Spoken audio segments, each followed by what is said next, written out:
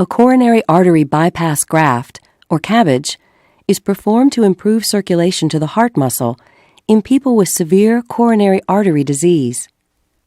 In this procedure, a healthy artery or vein from another part of the body is connected or grafted to the blocked coronary artery. The grafted artery or vein bypasses the blocked portion of the coronary artery, carrying oxygen-rich blood to the heart muscle. One or more coronary arteries may be bypassed during a single operation. Before the surgery, an intravenous line will be started, and you may be given a medication to help you relax. CABG procedures are done under general anesthesia, which will put you to sleep for the duration of the operation.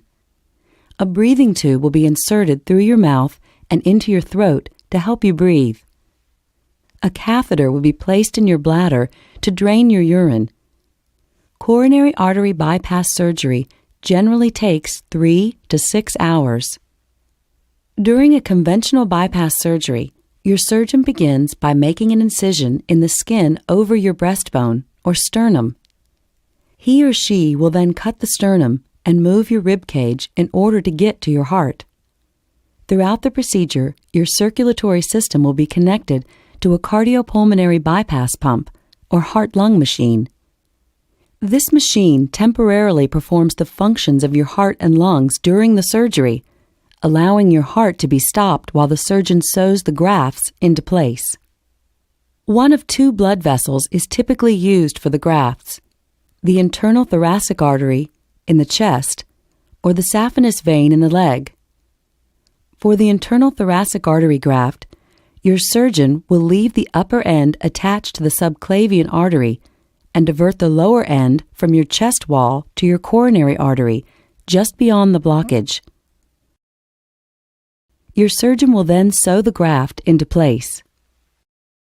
For the saphenous vein graft, your surgeon will suture one end to the aorta and the other end to the narrowed artery just beyond the blockage. With the graft securely in place, your surgeon will use electrical signals to restore the heartbeat and attach a temporary pacemaker to the heart. Once your heart is again beating normally, the heart-lung machine will be disconnected. Your surgeon will wire the breastbone back together and suture the skin incision closed. A temporary drainage tube will be placed through the skin beneath the incision. 2 other types of CABG procedures have recently been developed: off-pump and minimally invasive bypass surgery. Off-pump CABG is also called beating heart bypass grafting because the heart isn't stopped and a heart-lung machine isn't used. Instead, a mechanical device is used to steady the part of the heart where grafting is being done. Surgeons perform minimally invasive bypass procedures using specially designed instruments inserted through small incisions or ports in the chest. These procedures sometimes require a heart-lung machine. After surgery, you will be taken to the intensive care unit. The activity of your heart will be carefully monitored.